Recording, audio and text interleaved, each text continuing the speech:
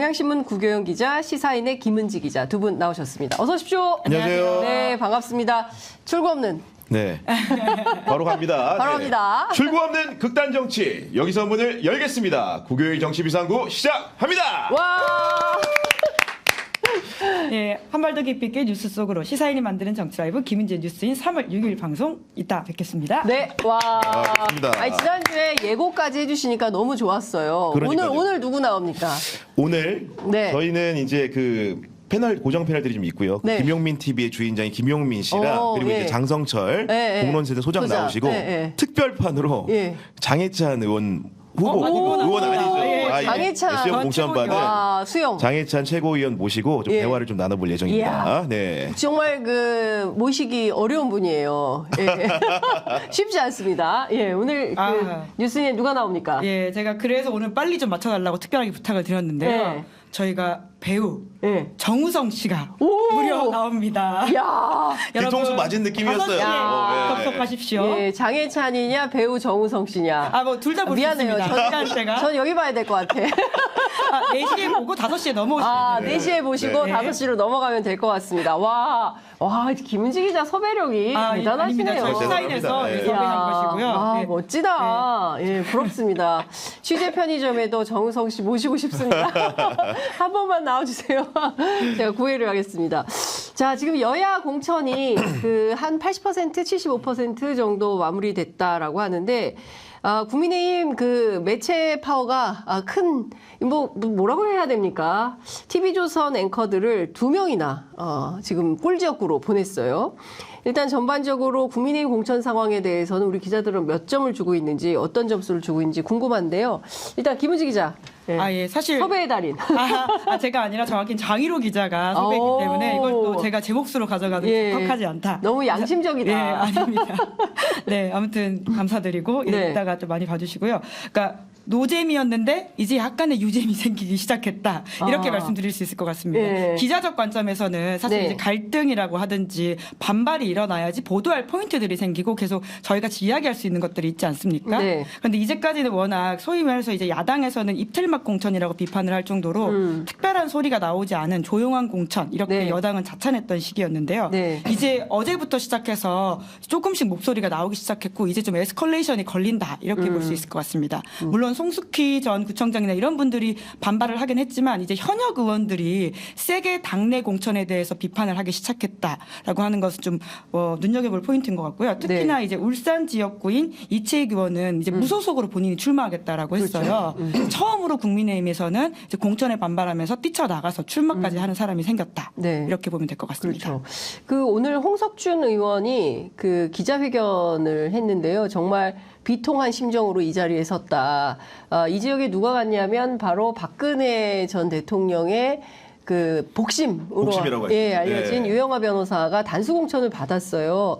관련해서 반발하는 기자회견을 열었는데, 자, 우리 구교영 기자께서는 어떻게 지금 국민의힘 공천 상황 보고 계십니까? 이게 지금 간단히 좀 총평을 하면 네. 막판 뒤집기 공천이 일어났다. 아, 그러니까 이게 호떡. 네, 이게 막판 뒤집기. 막판 결국은 뒤집기. 지금까지는 분란 없이 무소음으로 잘 왔거든요. 네. 근데 지금 막판의 공천 막바지에 100%를 완성해놓은 과정에서 말미에 이런 사람이 벌어지는 겁니다.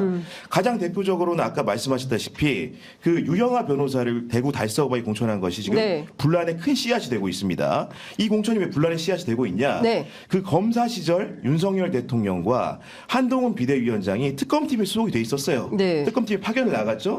그럼 박근혜 대통령을 어떻게 보면 벌하지 않았습니까? 맞습니다. 그런데 이런 공천을 했다는 겁니다. 그 얘기는 뭐냐면 다시 얘기하면 검사 시절의 행적을 스스로 부인하는 자기 부정형 공천이 이루어졌다. 네. 이렇게 평가가 가능한 겁니다. 네. 그런 상황이니까 홍석준 의원은 어때요? 당연히 검사 윤석열과 검사 한동훈 시절을 믿었기 때문에 네. 박근혜 전 대통령의 변호사였던 유영하가 공천을 받을 거라고 생각을 못했던 겁니다. 네. 근데 이런 사달이 벌어났기 때문에 결국은 지난번 이준석 대표가 국민의힘의 대표가 될 수 있었던 것도 네. 우리 탄핵의 강을 건넙시다라고 했단 말이에요. 다시 돌아온 격이 되는 거예요. 네. 그런 상황들을 납득하지 못하는 지지자들이 많을 것이기 때문에 굉장히 강한 포인트로 비판을 하고 나선 것이다. 이렇게 좀 해석을 해봅니다. 네. 속보가 나왔습니다. 자, 박근혜 측근 유형아 변호사를 대구 달서갑에 공천을 하자. 자, 우리 공화당 조원진 대표 출격하기로 결정을 했다는 보도가 나와 있습니다. 자, 이 지역 어떻게 될지 점점 뜨거워집니다. 예. 그러니까 사실 이제 본인을 부정한다라는 차원에서의 공천이라고 하는 거는 앞서서도 이미 있었는데요. 서천호 예비 후보 기억하실 겁니다. 국정원 차장을 지냈던 인사이고요. 네. 윤석열 대통령이 검사 시절에 수사를 아마 지휘했던 사건으로 알고 있는데 이분 또한 지금 갑작스럽게 그 후보를 비공개로 등록한 다음에 사면 받고 지금 심지어 공천을 받은 상황이거든요. 그래서 이제 약속 사면 아니냐 이런 비판도 받고 있는데 사천 남해 하동 후보 네. 지금이고요. 관련해서는 본인은 이제 그런 게 전혀 아니다 이렇게 부인을 하고 있지만 사실 조금 매끄럽지 못한 지점들이 그렇죠. 있습니다. 예, 맞습니다. 뭐 거기뿐만 아니라 사실은 저는 국민의힘 공천이 전반적으로 무엇을 위한 것이냐, 이게 탄핵 세력의 복원 비판도 안 할 수가 없는 수준인 건데요. 지금 뭐 문제가 되는 이제 고석 장군 문제도 있고, 그리고 누구죠? 임성근 국가안보실 임성근 2차장 국가안보실 문제도 2차장 문제도 네. 있고, 그리고 또 저기 있죠. 국방부 차관 출신의 그런 성남 신범철 신범철 전 차관. 신범철 차관도 있고, 뭐 하여간 굉장히 문제적 인물들이 많이 들어오고 있다. 이제 이런 비판이 가능할 것 같습니다. 네, 도태우 변호사도요. 네. 박근혜 도태우 대통령 변호사. 형사 아니 도태우 맞습니다. 변호사 얘기도 좀 해야 되는 네. 게 박근혜 전 대통령의 변호인이 이번에 공천받은 사례가 유영하 변호사만 있는 게 아닙니다. 네. 도태우 변호사라는 분도 있어요. 이분은 유 변호사에 비해서는 지명도가 떨어지지만 어떻게 보면 박근혜 전 대통령의 변론하는 변호인단에서는 네. 굉장히 중추적인 실무 네. 핵심 역할을 맡은 분입니다. 예. 근데 이분이 박근혜 전 대통령 변호만 맡아서 문제가 아니에요. 2016년에 어떤 일이 있었습니까? 고 백남기 농민이 말 그대로 그 민중 총궐기 대회 투쟁대회 나왔다가 네. 경찰이 쏜 살수차에 물에 맞고 사망을 했어요. 맞습니다. 당시 도태우 변호사가 어떤 주장을 했냐면은 사인이 직접적인 살수차가 사인이 아닐 수가 있다. 그렇기 때문에 부검을 해야 된다고 주장을 했습니다. 명백하게 영상 증거가 남아 있음에도 불구하고 그런 주장을 해서 굉장히 논란을 일으켰고요. 네. 추가적으로는 지난 총선 때 네. 부정선거 가능성을 주장하셨습니다. 그러면서 4.15 부정선거 국민투쟁본부에서도 활동을 했거든요. 예. 그러니까 이게 탄핵 문제가 아니고 박근혜 예. 전 대통령을 뭔가 비호하는 세력의 문제만이 아니고 예. 아까 말했던 백남기 농민의 사인에 대한 엉뚱한 주장 예. 그리고 이어서 지난 총선이 부정선거에 가까웠다는 어떻게 보면은 검사 시절에 다시 강조드리지만 제 2차 3차 윤석열과 한동훈의 검사 시절에 그런 자기를 부정하는 자기 부정형 공천의 대표적인 사례가 될 수 있는 거거든요. 이게. 네. 아니, 보통 심각한 게 아닙니다. 그러니까 인식에 있어서 이런 분들이 국회로 들어간다면 사실 국회의원 한 사람 한 사람은 걸어다니는 헌법기관이라고 통칭이 됩니다. 이제 이런 분들이 아니 뭐 그 한 명 정도 들어온다고 해서 무슨 탄핵 세력의 복원이냐라고 반박할 수는 있지만 한 명의 영향력이 엄청나게 크다. 전체 국민을 대표해서 300명이 들어가는 거예요. 그래서 300명의 펜대 위에 대한민국 전체의 운명이 걸려 있는 이런 건데 이런 부정선거 그러니까 사실 부정선거라뇨. 이준석 대표가 여러 가지 어떤 그 칭찬과 그리고 비판을 받는 정치인이긴 하지만 적어도 이 문제에 있어서는 국민의힘이라고 하는 보수 정당의 한 다리를 건너겠다라는 역할을 네. 했다라는 평가를 받고 있거든요. 네. 근데 정말 힘겹게 넘어왔던 그 강을 다시 돌아간다라고 하는 것은 사실 보수 세력 전체에게서도 좋은 시그널은 아니다라고 볼 수 있죠. 그렇습니다. 그러니까 지금부터 사실은 그 국민의힘 공천 상황이 매우 어려워지고 상당한 출렁임이 있고 왜냐하면 이제 김건희 특검법이 부결되지 않았습니까? 이제 그리고 나서 이제 줄줄이 사탕으로 현역 물살이 이루어지고 네. 있다. 이게 이제 강남 그리고 꿀지역구라고 할 수 있는 TK 이 지역에서 우후죽순 계속 터지고 있다. 이거 좀 지켜봐야 될 것 같다라는 생각이 좀 듭니다. 김영선 의원. 이분이 화제가 됐습니다. 5선의 국회의원인데요. 후쿠시마 오염수 방류 논란 때 노량진 수산시장에서 이분이 수돗물을 손으로 떠서 드셨어요. 화제가 세게 됐습니다. 아마 그 영상 많은 분들이 기억을 하실 텐데 이분이 경남 창원의창에 그 공천 신청했다가 김해갑 출마 선언했지만 결국 컷오프가 됐습니다. 이분 어떻게 될까요? 뭐 당내에서 여러 소문이 들립니다. 네. 이분이 결국은 아까 말씀드린 것처럼 후쿠시마 오염수 이렇게 마시는 네. 역할도 했지만 네. 그 유난 갈등 때 굉장히 앞장섰던 분입니다. 네. 몇 명 안 나섰어요. 이용 의원하고 김영선 두 사람 나섰습니다. 그걸 네. 누구 편에서? 우리 윤석열 대통령 편에서 나선 네. 사람입니다. 그때 SNS에 어떤 글을 올렸냐면은 한동훈 위원장을 직격한 거예요. 우리가 어떻게 찾아온 정권이냐. 시스템 공천으로 치르는 선거다. 네. 한동훈 위원장은 개일 인탈에 책임져야 한다고 했는데 네. 한동훈 위원장이 지금 자랑의 성과로 맞이 않는 시스템 공천의 희생자가 된 거예요. 그러네요. 본인 생각 어떻게 했습니까? 그때 말 그대로 돌려주고 싶겠죠. 예. 이번 내가 공천 낙천한 것은 한동훈의 개인 일탈이다. 이러고 싶을 겁니다. 똑같이 그게 그러니까요. 돌려주고 싶을 예. 거예요. 제가 알기로는 이분이 이번 주에 기자회견을 예정했었다라는 소문이 정치권에 돌고 있습니다. 그 내용이 어마어마해요. 근데 이분이 어쨌든 홍석준 의원을 필두로 해서 지금 국민의힘 내부에 반발 흐름이 계속 거세지면 결심할 수도 있지 않을까라는 그러니까 이게 잘 생각이 보셔야 되는 게 듭니다. 홍석준 의원 같은 경우에도 예. 윤석열 대통령이 정치를 처음 시작했을 때 네. 조력했던 국회의원 수가 몇 명 안 돼요. 그러니까 이만희 의원하고 홍석준 의원 정도 꼽습니다. 네. 그리고 선대본부에서도 굉장히 핵심적인 역할, 국민 소통 역할을 맡았거든요. 맞아요. 김영선 의원도 마찬가지예요. 자기 입장에서는 대통령을 지키기 위해서 공천 위기를 마다하지 않고 네. 이렇게 글까지 공개적으로 올렸는데 부메랑으로 돌아온 겁니다. 네. 그러면 그 설인 한이 더 클 수가 있어요. 그렇기 때문에 본인이 지금까지 네. 대통령실과 소통하면서 했던 여러 가지 얘기들이 있지 않겠습니까? 네. 그런 부분들을 자기 운명과 함께 결정지을 수도 있다. 그런 폭로들이 나올 가능성도 배제할 수 없다. 네. 이렇게 좀 생각이 됩니다. 그러니까 지금 보면 류성걸, 그 대구 동군이갑, 양금희 대구 북갑, 이채우 울산남 이 셋 다 사실상 어떻게 되는 거예요? 컷오프 됐다라고 봐야죠. 왜냐하면 네. 국민 경선을 치르겠다라고 예, 했는데 예. 원래 국민의힘 계획에 있던 내용들은 아니거든요. 네. 자, 갑작스럽게 이런 계획들이 생김으로써 네. 이제 그 청년이라든지 이제 교체 비율이 낮다라는 비판에 맞게 무언가를 움직이고 있다라는 비판을 또 다시 또 사고 있어가지고요. 네. 이렇게 잘 설계된 세팅은 아니다라고 보여지는 지점은 있습니다. 네. 그러니까 당장 아까 말씀드렸던 이채익 현역 의원이 무소속으로 출마하겠다 이렇게 네. 반발하고 있는 거죠. 그러니까 지금 뭐 이런 문제도 있고요. 이제 제가 앞서 그 뭐 언론인 출신들이니까 좀 이거 좀 여쭤볼게요. 그 서초울의 신동욱 전 TV조선 앵커가 이제 꿀지역구로 가게 된 거 아닙니까? 근데 이런 문제에 대해서 지금 박성중 의원은 반발을 안 하고 바로 부천으로 그냥 가버린 건데 엄청나게 큰 역할을 했어요. 특히 언론 미디어에서 박성중 의원은 활약이 눈부셨다. 그럼에도 불구하고 컷오프된 거나 다름없는 거 아닙니까? 저 쉬운 지역이 아니죠. 그죠? 네. 옮긴 것이 부천. 부천이기 때문에요. 아마 유경준 의원한테도 그런 전례를 따라가라라고 하는 상황인 것 같은데 뭐 보통은 이제 강남 지역에서 재선을 하는 게 쉬운 일은 아니고 네. 그러다 보니까 이번에 3번 도전이기 때문에 옮길 가능성이 있다라는 이야기는 있었는데요. 네. 이제 그럼에도 불구하고 그 자리에 누가 오는지가 사실은 더 핵심이라고 할 수 있다. 갈리는 사람보다. 네. 정말 꿀지역 오브 꿀지역구에서 지금 TV조선 전 앵커가 왔다라고 네. 하는 것이 예. 그러니까 보여주는 장면이 아주 강한 거죠. 그러니까 어제 김준일 평론가는 저희 방송에서 그렇게 이야기를 하던데 이제 YTN 이제 호준석 앵커 같은 경우는 네. 구로를 가지 않았냐. 맞아요. 그러니까 결국은 국민의힘이 이제 YTN과 TV조선을 대하는 태도의 어떤 차이도 보여지는 것 같다. 그러니까 이런 식의 지금 이야기인데. 보면 그 조선 동화가 다 하고 있다. 국민의힘은 네, 그렇죠. 예. MBN 정광재 앵커도 경선에서 탈락했어요. 탈락했죠. 그러니까 예. MBN 그다음에 이제 YTN 뭐 이런 매체들의 출신들에 비해서 TV조선, 조선일보 그리고 동아일보 이쪽이 우대받고 있다.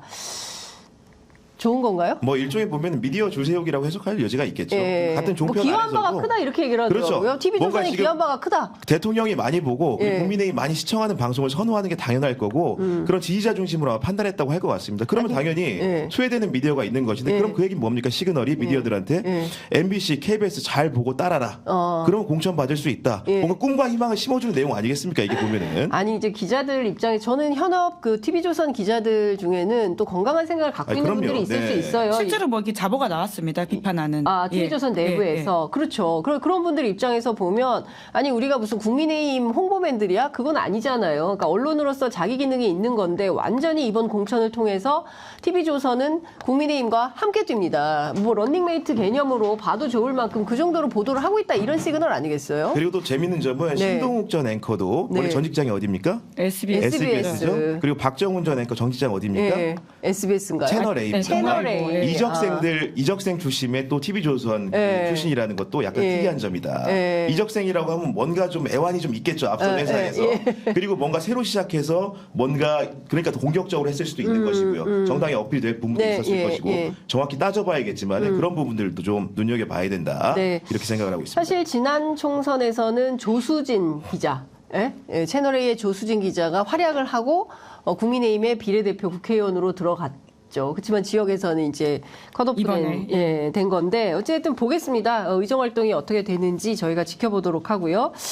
자, 이번에는 저희가 민주당 얘기를 좀 해보겠습니다. 오늘 그 사실상 비명계 현역 그다음에 친명의 도전자들 간의 경선이 발표가 곧 될 것 같은데요. 서울 광진갑의 전해숙 이정현, 강북을 박용진, 이승훈, 정봉주. 여기는 이제 현역이 있으니까 결선이 있죠. 은평을의 강병원, 김우영, 수원 정의 박광원, 김준혁, 성남 중원의 윤영찬, 이수진.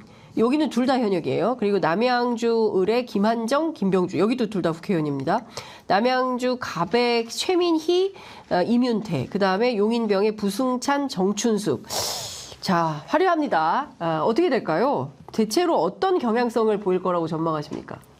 이거 사실 근데- 예측 불가. 예. 지금 너무 어렵습니다. 이건 사실은. 네. 예, 슈퍼 투즈데이라는 표현을 이제 미국 대선할 때 하는데 오늘 네. 슈퍼 웬즈데이 아니냐 이런 얘기 기자들끼리 예. 하고 있거든요. 예. 아마 민주당 경선에서 가장 관심을 많이 받는 시간일 텐데 밤 10시에 또 하필이면 발표를 합니다. 그래서 내일 아침에 편의점에서 조금 더 자세하게 하셔야 되지 않을까 싶긴 합니다. 저희 방송에서 못 다뤄요. 시간대가 그러네요. 그러니까. 근데 사실 박용진, 강병원, 박광호 이 세 명이 살아 돌아온 다음엔 어떻게 봐야 되고 정봉주, 김우영, 김준혁 뭐 이수진 뭐 이렇게 살아 돌아오면 또 어떻게 봐야 되는 겁니까? 그 양쪽의 길이 있는 그러니까 이게 거예요. 간단하게 강병원 의원 사례를 좀 말씀드리면 강병원 의원이 이재명 대표 구속영장이 청구됐을 때 체포동의안이 넘어오지 않았습니까? 네. 그때 뭘 읽었냐면은 마태복음을 읽었어요. 대표 면전에서 그게 마태복음이 무슨 내용이냐면은 예수가 십자가에 못 박혀 순교하는 장면이 묘사되어 있는 겁니다. 그러니까 쉽게 얘기해서 이 얘기 뭐냐면은 본인 보고 희생하라고 사실상 체포동의안 가결을 암시한 내용이거든요. 그러니까 그런 내용들이 있기 때문에 이게 결국은 그 이재명 대표를 따르는 지지자들 입장에서 봤을 때는 강병원 의원은 납득할 수 없는 국회의원 중에 하나겠죠. 근데 반대로 지금 이재명 대표의 여러 가지 공천 행태들이 지금 강병원 의원을 지지하는 뭐 친문계로 대표되는 여러 가지 세력 측면에서 보면은 네. 뭔가 내쫓는 느낌이지 않습니까? 그리고 사적 복수 같고 네. 그렇기 때문에 공천이 아니고 사천이라는 비판을 받고 있습니다. 그리고 여기다 오늘 보면 홍영표 의원은 탈당을 예고하지 않았습니까? 네. 탈당하겠죠. 네. 하게 되면 그 동력이 결국은 어떻게 실리느냐의 문제인데 경선을 했기 때문에 사실은 상대당의 후보가 될 수는 없겠죠. 하지만 이런 것들이 하나하나 켜켜이 쌓이면 결국 민주당 내에 분란거리가 되는 것이고 특히나 강병원이나 박용진이나 이런 분들은 네. 상대적으로 의정 활동에 대해서는 우호적인 평가를 동료 의원들로부터 네. 타당 의원들로부터 받는 분이기 때문에 생각보다 기폭제적인 역할을 할 가능성이 크다. 이분들에 대한 공천 여부가 그렇기 때문에 민주당에서도 이 결과를 주목하는 것이 아닌가 네. 생각하고 있습니다. 근데 본인들은 연락을 해보면 그 굉장히 어렵다. 이게 사실 말이 그렇지 30점, 그러니까 100점에서 30%. 30%를 감점한다는 것은 표에서 굉장히 불리한 그 팔다리 다 묶고 경선을 해야 되는 상황이 되는 거기 때문에 본인들한테는 어렵다, 살아 돌아오기 어렵다 이제 이런 얘기를 하고 있는데 만약에 이변이 발생하게 된다면 그조차도 굉장히 또 다른 예, 이후에 당내 구조까지도 영향을 미칠 수 있는 상황이라고 볼 수 있죠. 네. 사실 말씀처럼 지금 감점 포인트가 너무 크기 때문에 게다가 박용진 의원 같은 경우에는 3인 경선이거든요. 네. 그래서 이제 50% 이상 득표를 하지 못하는 사람이 나오면 다시 결선에 붙게 돼 결선에 있습니다. 예. 그러면 이 2, 3위 후보가 이제 단일화를 하거나 이럴 가능성이 또 표가 몰릴 수 네. 있는 가능성이 있기 때문에 예. 공식 단일화가 아니더라도 예, 예. 그러니까 아무래도 이제 1등을 하는 후보 입장에서는 처음 예선을 걸친다고 하더라도 본선이 또 만만치 않다 이렇게 느낄 수는 있거든요. 어쨌든 민주당의 당원들의 선택이 어떻게 진행될지 지켜보도록 하겠습니다. 홍영표 의원, 김은지 기자 취재했죠. 예, 홍영표 의원을 직접 취재하진 못했고요. 예. 홍영표 의원 오늘 이제 탈당하고 이제 왜냐하면 이미 이제 며칠 전부터 올렸던 본인 포스터가 이제 부천에 출마하겠다는 뉘앙스를 붙인. 부평. 예, 죄송합니다. 예. 계속 지역이 틀리네요. 부평, 부천 가까워요. 예, 부천은 서른 의원이고 죄송합니다. 예. 네, 부평에 출마하겠다라는 뜻을 밝히면서 그 포스터를 보면 네. 본인의 이름과 지역은 그 새로운 미래를 뜻하는 민트색을 이제 해놨더라고요. 예, 나머지는 다 이제 파란색 계열이고 고래가 크게 그려져 있는데 네. 이제 그런 것들을 보면 아무래도 네. 이제 소위 말한 진짜 민주당을 지금 주장하고 있는 새로운 미래와는 당장 가진 않더라도 결을 같이 하겠다라는 것은 충분히 좀 짐작할 수 있는 것 같습니다. 네. 어찌됐든 그 제가 홍영표 대표하고 직접 통화한 내용에 따르면 예. 이제 출마가 중요하다. 일단 출마는 출마를 해야 하겠다. 예. 일단 출마는 해야 되겠다. 일단 출마를 해서 살아 돌아오는 게 중요하다. 이제 이런 얘기를 했고 뭐 딴 당을 가거나 이럴 것 같지는 않고요. 일종의 이제 무소속 민주연대 네. 이제 그거를 이제 서른 의원이 표방하고 있는데 아마도 그 결을 같이 하게 되지 않을까 싶고 결과적으로 어떤 선택을 받게 될지 이제 앞으로 남은 30여일간의 그 여정 속에서 그 결과가 드러나지 않을까 싶습니다. 근데 이게 보면은 홍영표 의원의 말이 좀 뼈는 아프더라고요. 그분이 나와서 한 얘기를 쭉 읽어보니까 두 가지 포인트를 얘기하고 있거든요. 하나는 이현주 전 의원 얘기를 합니다. 네. 그러니까 이현주도 경선을 붙여줬는데 네, 왜 나는 왜 경선 안 붙여주냐? 어떻게 들었을 때 좀 합리적으로 느껴지지 않습니까? 네. 왜냐하면 당을 비판하고 대통령을 비판하고 나간 사람이 복당을 했는데 그 사람한테도 경선 기회를 주는데 나는 하위 평가를 무릅쓰고 기회라도 달라고 했는데 경선조차 안 시켜준 거에 대한 불만 이런 것들이 있는 거고 또 하나 포인트는 내가 결국은 이렇게 찍히게 된 경위를 얘기하는데 송영기라고 당대표 선거를 근소한 차로 졌기 때문이다라는 주장이에요. 근데 실제로 당시에 그 선거 결과 아시겠지만 2021년 전당대회 때 네. 불과 차이가 윤석열 대통령과 이재명 대표 차이만큼이었어요. 0.59%포인트 차로 패배했습니다. 네. 그렇기 때문에 당시에 미움털이 바뀌었다는 것이고 오히려 이런 주장까지 합니다. 내가 돈봉투 사건의 최대 피해자다. 그 돈봉투 때문에 졌다는 얘기를 하고 있거든요. 네. 그렇기 때문에 이 두 가지 홍영표 개인의 문제를 떠나서 그 사람이 얼마나 훌륭한 정치냐를 떠나서 얘기한 두 가지 말은 분명히 당이 새겨야 될 부분이 있다. 이렇게 생각이 듭니다. 예. 뭐 경선은 붙여줄 수 있는 거 아닙니까? 그러니까 그동안의 이제 기여도나 이런 거를 생각하면 경선은 뭐 붙여줬어야 됐던 거 아닌가 싶고 전반적으로 민주당이 비판받는 요소는 내용보다는 과정 관리인 것 같아요. 특히 이제 권향엽 저 후보 예비 공천 후보? 문제와 관련해서 저희가 이제 뭐 오후에 인터뷰도 예정해 두고 있습니다만 이제 과정 관리와 관련해서 여러 가지 당내 비판이 나오는 것 같다라는 말씀을 좀 드리겠습니다. 한동훈 위원장. 이재명 대표, 뭐 일단 직접 지원 유세가 시작이 됐어요. 이분들이 전부 떡볶이를 또 드셨습니다. 윤석열 대통령에 이어서 한동훈 위원장은 충북 청주에서 그리고 이재명 대표는 어제 영등포에서 각각 떡볶이를 드셨는데 어떻게 보세요? 두 사람의 어떤 행보에 대해서 네. 어떤 비교를 할 수 있을까요? 일단 그 한동훈 위원장이 이제 그 첫날은 네. 동선 첫날은 충남 천안에 갔고요. 둘째 날에 이제 청주를 갔는데 네. 그 이 두 곳을 찾은 건 특히 청주 같은 경우에는 방문한 곳이 그 지역구로 따지면 상당, 서원 그리고 흥덕 아마 청원일 거예요. 네. 그 네 개 지역구를 갔는데 이 네 개 지역구에서 모두 지난 총선 때 국민의힘이 패배했습니다. 그리고 정우택 의원이 상당히니까 의아하게 생각할 수 있는데 정우택 의원은 2022년 재선거를 통해서 들어온 겁니다. 네. 그렇기 때문에 네 개 지역을 모두 패배했기 때문에 중원 고토 회복을 하기 위한 전략적 차원에서 그 청주를 이렇게 찾은 것을 볼 수 있고요. 네. 근데 제가 청주에 있는 그 제 특파원들과 네. 취재를 좀 해봤는데 특파원들 어젯밤에 진짜 통화를 흔치 않아요. 했어요. 핫한 예. 선거 공부에 예, 있는 예. 분한테 물어봤더니 예. 생각보다 청주 지역에서 지금 네. 정우택 의원의 돈봉투 의혹이 좀 크게 작용하고 있대요. 아니 근데 사실 네. 타보지 않았으니까 CCTV에서 꽂는 장면이 나왔습니다. 그리고 제가 뭐 저도 제가 확인한 바는 아니지만 그 보도 과정도 있고 당사자였던 많이 공유의 당사자도 예. 약간 좀 얘기가 좀 그 정우택 의원의 설명과 배치되는 측면이 있는 것 같아요. 그러다 보니까 이제 지역에서. 우리가 중앙에서는 모르지만 지역민들은 굉장히 민도 있게 받아들이는 것이고 그리고 한동훈 위원장이 어제 유세를 나왔는데 네. 생각보다 인원이 많지는 않았다. 그러니까 이게 아예 적다는 게 아니고 네. 과거에 비해서 엄청난 과거에 이제 인파. 맨 처음 갔을 때 구름 같은 360도, 인파, 예. 부산 같은 경우 예, 기억나시죠? 그렇습니다. 그런 인파가 아니고 시장에 갔는데 상대적으로 적었다고 평가를 하더라고요. 그런 것들이 밑바닥 민심이라는 게 생각보다 이 문제를 예. 유효하게 받아들이는 것 같다. 예. 이런 얘기를 좀 하는 것 같습니다. 예. 그렇군요. 지금 떡볶이 드실 때가 아닙니다. 그러니까 한동훈 네. 위원장의 약점이 딱 드러나는 장면이 어제 좀 펼쳐졌다라고 생각을 하는데 네. 당연히 이제 거기 가면 정우택 의원 그 소위 말하는 돈봉투 사건을 물어볼 수밖에 없잖아요. 네. 기관들이. 예. 그러니까 관련해서는 일단 전형적으로 어떻게 이야기를 하냐면 이재명 대표 이야기를 합니다. 그러면서 이 대표는 기소된 게 몇 개인가 그분의 뻔뻔하면 극을 달리고 있는 거고 우린 너무 익숙해진 것 같다라고 하면서 정우택 의원은 이제 아직 기소 이제 일방적인 주장에 불과한 상황이다. 그래서 네. 후보를 배제하지 않았다. 이렇게 정우택을 물어봤지만 다시 이재명 대표 이야기로 빠져나가는데요.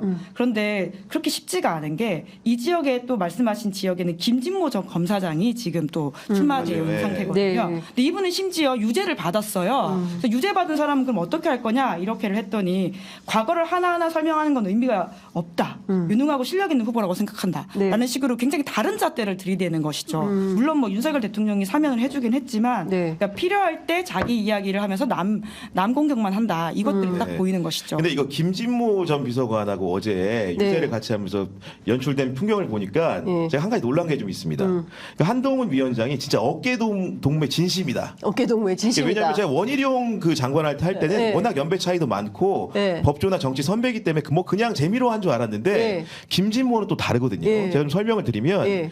그 김진모라는 후보가 어떤 사람이냐? 그 MB 정부 때 네. 2011년에 청와대에 있었어요. 네. 그때 민정희 비서관입니다.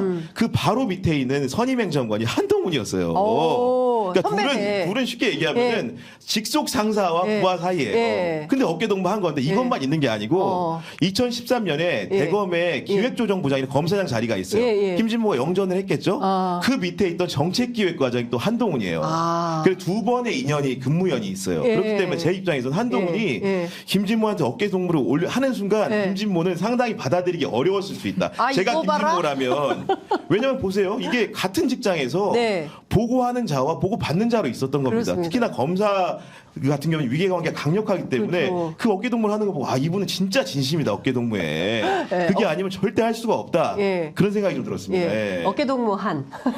어깨 동무한. 예, 예. 어깨 동무한. 예. 어쨌든 지금 뭐 청주 상황 저희가 좀 지켜봤는데요. 이재명 대표가 어제 원래 없던 거였는데 영등포에서 긴급 기자회견을 자처했어요. 그래서 그 문제가 되고 있는 권향엽 그 후보에 네. 대한 그 아주 따박따박 비판을 했고 이 가짜 뉴스 보도하는 거 뭐 왜 이렇게 언론이 이렇게 협조하는 거냐. 이렇게 비판을 했고 지금 뭐 3.15 부정선거와 뭐가 다른 거냐 그 800조 900조 되는 허무맹랑한 약속들 이거 사실상 관건 선거다 선관위가 왜 빨리빨리 이거 그 부정선거라는 입장을 안 밝히냐라는 비판을 좀 하고 있습니다. 사이다 이재명이 돌아온 겁니까? 오늘 아침에도 굉장히 적극적으로 메시지를 내더라고요. 네. 그러면서 권성동 의원과 김영주 의원의 공통점이 뭐냐, 막 이런 식의 아주 공세적인 메시지를 내자 또 권성동 의원이 또 거기 받아치기도 했습니다. 네. 그럼 이석기 의원과 이제 이재명 대표의 공통점은 뭐냐, 막 이런 식으로 지금 계속 이렇게 정치가 공방이 오고 가고 뜨겁습니다. 있는데요. 예. 그러니까 여튼 이제 이재명 대표가 어제 예정이 없던 기자회견을 길게 했을 뿐만이 아니라 그 전날엔 또 백브리핑을 사실 원래 잘 안 받아서 기자들 사이에서 네, 원망이 불만이 좀 많았어요. 있었거든요. 그런데 그 전날 백브리핑 거의 40분 가까이 했습니다. 그러니까 주말 사이에 그 여론조사가 좋지 않다라고 네. 하는 최고위 보고가 올라가고 네. 이재명 대표가 진짜 좀 충격을 받았다 이런 이야기를 저도 확인을 했었는데 네. 이제 그러다 보니까 조금 더 공세적으로 이것들을 대표가 직접 나서는 모양새인 것 같고요. 뿐만 아니라 지금 이제 특히나 권향엽 예비 후보 같은 경우에는 네. 김혜경 여사와 관련돼 있는 이슈라는 것이죠.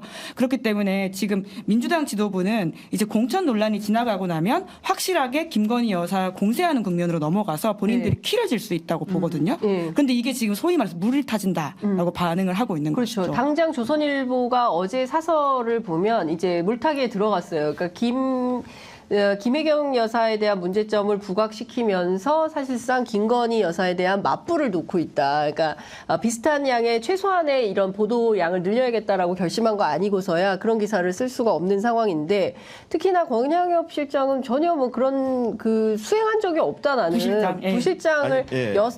그 배우자 실에 배속된 것은 사실이지만 직접 수행한 적도 없다. 뭐 한 번 인사한 게 전부다. 이제 이런 해명을 하고 있거든요. 그러니까 제가 좀 그 보수 미디어들을 좀 보니까 네. 그 이게 포인트 정확히 짚어야 됩니다. 네. 권향엽 그 전 청와대 균형인사 비서관이죠. 전남 순천 광양에 이제 단수 공천을 받았다가 이번에 범복에 경선을 하게 됐는데 네. 이분이 명백하게 얘기하면 역할이 뭐였냐 지난 대선에서 대통령 후보의 선대위에서 공식직함이 배우자실 부실장이에요. 네. 그리고 부실장이라는 지위가 여러 명 있었다고 하지 않았습니까? 네, 4명 근데 중에 한 지금 여기서 명이다. 얘기하는 거는 마치 이제 그 여권에서나 보수원에 주장하는 거는 밀착 비서. 지난번에 이제 그 법인카드 유용 사건에 관련됐던 배모 씨 같이 네. 뭔가 이렇게 수발을 드는 사람인 것처럼 포장을 하고 있는데 네. 정확하게 그런 지위가 아니다. 예. 그리고 이제 수행과 비서가 있는데 제가 보니까 보수원에 이미 찾았어요. 네. 같이 간 적이 있는 행사가 있습니다. 아. 당연히 그렇겠죠. 배우자실 예, 예. 부실장이니까. 예, 그게 예. 놀란 제가 보기엔 키가 되면 안 되고 정확하게는 비서거든요. 수행 네. 비서라는 용어에 자꾸 이제 우리가 침잠이 되는 건데 실제 그 역할이라는 것은 굉장히 정무적으로 다양한 당 안팎의 일들을 네. 여사 일정과 조율하는 이런 거였을 거거든요. 네, 그러니까 네. 우리가 아는 것처럼 아까 재차 3차 강조드리지만은 수발드는 일은 아닌 겁니다. 그렇죠. 그런데 마치 이제 수발드는 것처럼 부각을 시키고 있는 것인데 네. 아까 김은지 기자 잘 지적해 준 것처럼 김건희 여사 그 효과를 물타기하는 굉장히 의도가 보이는 거거든요. 네. 이게 앞서 어떤 시도가 있었냐면 김혜경 여사가 지금 어떻게 됐습니까? 법인카드 유용 혐의로 재판에 넘겨졌잖아요. 그렇습니다. 그러면 어떻게 돼요? 그날 법원에 출석을 했죠. 네. 그날 김칠주 변호사를 대동하고 나갔습니다. 네. 그날 취재인들이 몰렸죠. 앞에 섰습니다. 그게 어디예요? 포토라인에 섰잖아요. 네. 포토라인 이펙트를 또 본 거예요. 그게 무슨 얘기냐? 네. 김건희 여사는 아직까지 기소된 게 없어요. 네. 조사받은 것도 없어요. 그렇습니다. 그러나 김혜경 여사는 이미 재판에 가 있단 말입니다. 네. 그럼 지지자들이나 그걸 시청하는 사람 입장에서는 네. 김혜경은 범법자라고 느끼는 거예요. 이미 유죄 심증이 있어서 기소를 한 거잖아요. 네. 그리고 법원에 갔잖아요. 그러니까 그런 뭔가 혐의의 경중을 다 떠나서 네. 이 사람은 죄인 아니야? 이런 이미지를 만들 수 있는 거거든요. 그럼 결국 이게 뭐냐? 사실은 권양엽이 후보된 것과 김혜경이 그 여사라는 점하고 크게 그 관계가 없는데. 관계가 없어요. 예. 연관한 게 없어요. 예. 그러니까 권양엽이 공천 받는데 김혜경이 개입했다는 증거라는 건 1도 없습니다. 예. 그런데 그 레테르만 가지고 지금 이렇게 비난과 공박을 하는 거거든요. 예. 혐의를 씌우는 거죠. 그러니까 예. 쉽게 얘기하면 이거는 굉장히 선거판에서 자주 등장하는 상징 조작이다. 이게. 예, 상징 조작이다. 예, 그걸 좀 이렇게 좀 알아야 된다라는 생각이 그렇죠. 듭니다. 그러니까 네. 지금 보통 이제 뭐 비명 이제 뭐 친명 갈등이라고 이야기하는데요.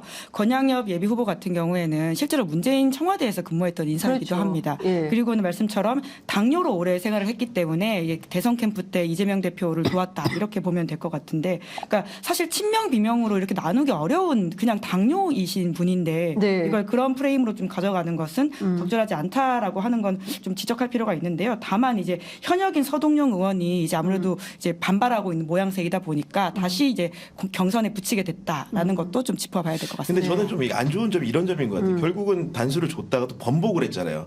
결국은 사람이 그 결론을 A라고 냈다 B로 바꾸면 어떻게 생각합니까? 뭐가 흑막이 있나? 있는 거 아니야? 자꾸 이제 이런 빌미를 주는 민주당의 결정들이 너무 아쉽다. 그쵸. 사실 이분이 제가 소개드리지만은 저 개인적으로 인연이 없습니다.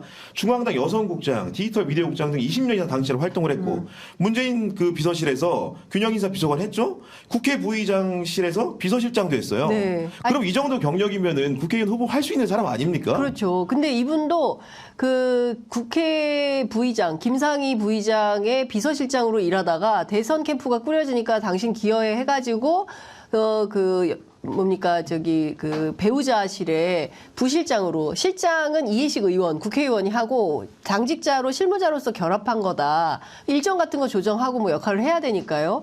아주 실무적인 차원에서 결합한 건데 마치 무슨 김혜경 여사의 입김으로 그러니까 누가 뭔가 코디인 줄 알겠어요. 네. 코디. 네, 의상 뭐 코디인 줄 알겠는데. 뭐 그런 차원에서 이제 문제 지적을 하는데 본인이 뭐 쭉쭉 얘기를 하고 있습니다. 앞서 이제 사진도 보셨겠지만 그 관련된 내용은 저희가 이따 오후에 인터뷰를 통해서 좀 더 구체적인 사실관계를 말씀드리도록 하겠습니다. 어쨌든 그 언론 보도도 좀 그런 것 같아요. 이렇게 뭐 서동영 의원에 대한 그 비판 보도를 따라가다 보니까 생기겠지만 여튼 좀 사실 확인을 통해서 그 구체적이고 객관적인 그런 보도를 해야 되지 않을까라는 생각이 좀 듭니다. 제가 이것 좀 여쭤볼게요. 윤석열 대통령이 지금 계속 그 공약 발표를 엄청나게 하고 있잖아요. 대선도 아닌데. 현직 대통령이 막 동네마다 다니면서 이른바 선심성 공약을 막 발표를 하고 있는데, 어제 그 얘기를 했어요. 국가장학금 현 100만 명인데 150만 명으로 늘리겠다. 예? 셉니다. 통 크게 발표를 했어요. 그런데 대통령실에서는 추경 검토는 없다 또 이러거든요. 그럼 무슨 돈으로 하는 겁니까 이거를? 50만 명을 늘리는데 이거 어떻게 봐야 돼요, 김민지 기자님? 심지어 그 자리에 안보실장까지 자리를 함께했다라고 합니다. 안보실장이? 예, 국가안보실장. 예. 국가안보와 연관돼 있어요? 그러니까 지금 국가장학금이? 3실장 다 데리고 가서 이관섭 비서실장, 장호진 안보실장, 성태훈 정책실장뿐만 아니라 네. 그 국가안전보장의 NSC라고 부르는데 여기 핵심이라고 할 수 있는 김태호 1차장까지 데리고 갔다라고 해요. 그냥 장학금이 아니라 국가장학금이어서 그런가? 그러니까 진짜 이게 네. 뭘까라는, 그러니까 정말 지금 뭐 민생이 위기고 외교 외교안보가 위기다 이런 이야기를 하는데 대통령의 민생 토론회에 지금 우리 국가안보를 책임지고 있는 분들까지 다 데리고 가가지고는 심지어 그분들이 어떤 발언을 한 것도 아니에요. 그냥 앉아 있었던 것이거든요. 네.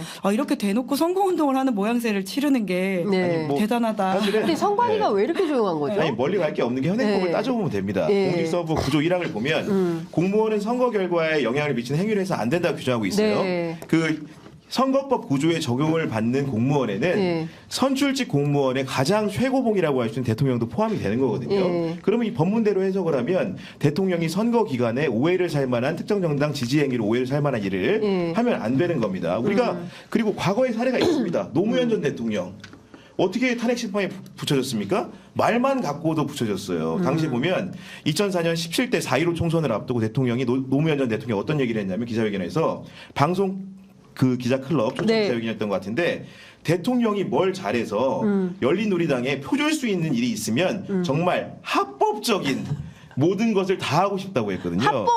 합법적으로 했다고 했는데 위법이라고 탄핵 소추가 됐습니다. 네. 그러면 이걸 그대로 돌려주면 네. 말만 갖고도 이런데 지금 네. 굉장히 수조 원대 투자가 쏟아지지 않습니까? 네. 대구 가서도 뭐라고 얘기했어요? 혁명적인 변화를 네, 예고했습니다. 그러면서 2030년에 대구 신공항, 그리고 국가로봇 테스트베드, 그리고 뭐 도로 뚫겠다 뭐 이런 철도. 얘기들 SOC를 네. 잔뜩 풀었습니다. 네.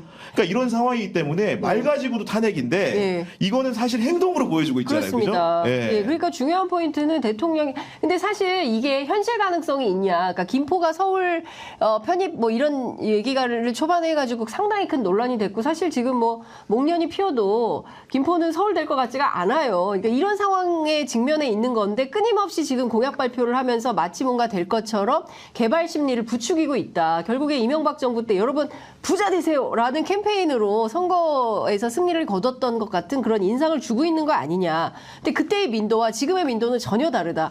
전부 유튜브 보면서 다양한 정보를 섭렵하면서 판단하고 계십니다. 유권자분들은. 그래서 이런 대통령의 선심성 행정 공약에 이렇게 별로 이렇게 흔들리지 않는다라는 말씀을 좀 드리고 또 하나는 선관위가 너무 조용하다. 그렇지 않습니까? 선관위가 나서야 되는 거 아니에요? 네, 사실 선관위는 지금 자녀 채용 비리 이슈 때문에 오히려 내부 조직이 초토화되어 있어가지고 참 여러모로 참 이게 뭔가라는 생각이 드는데요. 다만 네. 이제 제가 국가안보실장까지도 가고 안보실 1차장 갔다 이런 지적을 드렸는데 네. 이에 대해서 대통령실 해명은 있습니다. 한국일보 보도를 보니까 네. 청년들의 해외 진출을 장려하고 안전을 챙기겠다는 내용이 담겼기 때문이다. 뭐 이런 이야기를 했다라고 네? 하네요.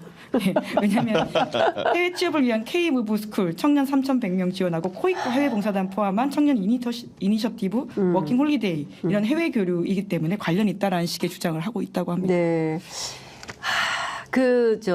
청년 말씀하신 길에 제가 이것 좀 여쭤볼게요. 대통령이 청년 주제로 민생 토론회 준비하면서 청년들이 카르텔과 기득권으로부터 자유롭다. 이런 메시지를 직접 넣으라고 지시를 했다는 내용이 이제 헤럴드 경제 단독 보도로 나와 있는데요.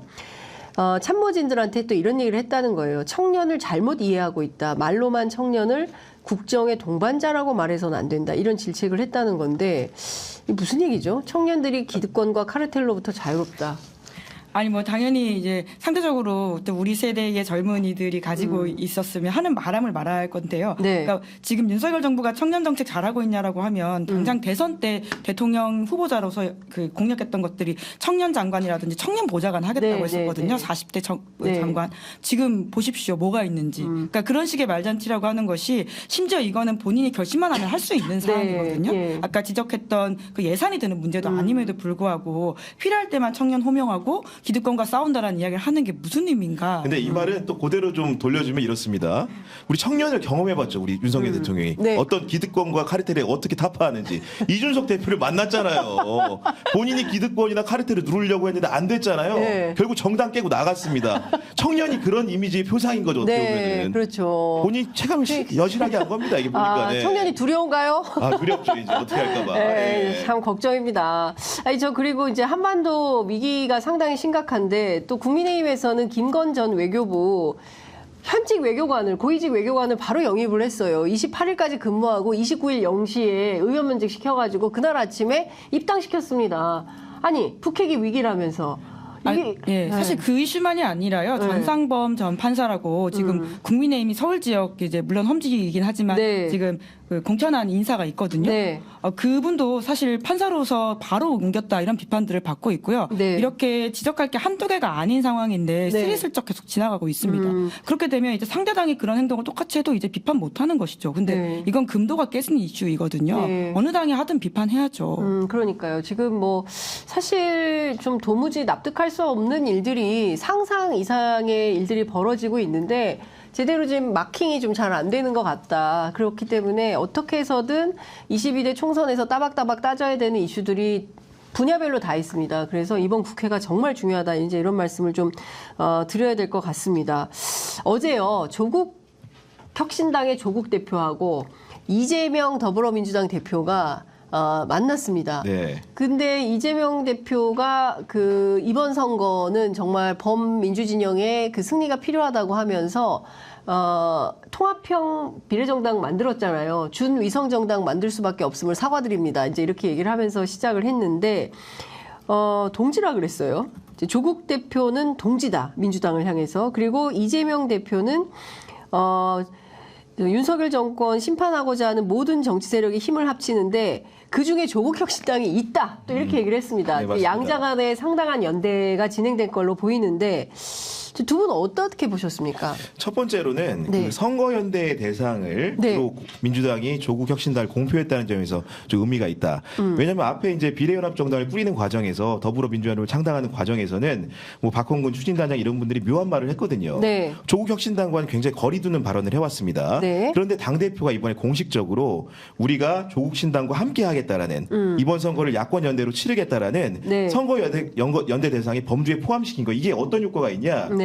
지난 총선에서 이해찬 대표가 열린민주당을 인정을 하질 않았어요. 찍지 말라고 했단 말이에요. 네. 그런데 이재명 대표는 이렇게 공인을 해준다는 얘기는 어떻게 보면은 지역구에서 1대1 구도를 만든다는 전제하에서 우리 당이 해만 안 준다면 네. 비례대표는 선택의 자유를 또 부여했다는 의미로 받아들일 수도 있습니다. 그렇기 때문에 기존에 인정하지 않았던 선거연대의 대상임을 네. 분명하게 했다는 점에 의미가 있고 두 네. 번째로는 둘이 업무 분장을 공개적으로 한 겁니다. 그러니까 민주당은 민생 중심으로 뭔가 우측의 중도 확장을 하고 네. 그리고 조국혁신당 같은 경우에는 좀 더 강렬하게 싸움으로 해가지고 네. 여권 윤석열 정부와 한동훈 체제를 비판하는 역할을 해라. 네. 이런 역할 분담을 공개적으로 나눈 거거든요. 그런 의미에서 두 가지 점에서 네. 의미가 있다고 생각을 합니다. 네.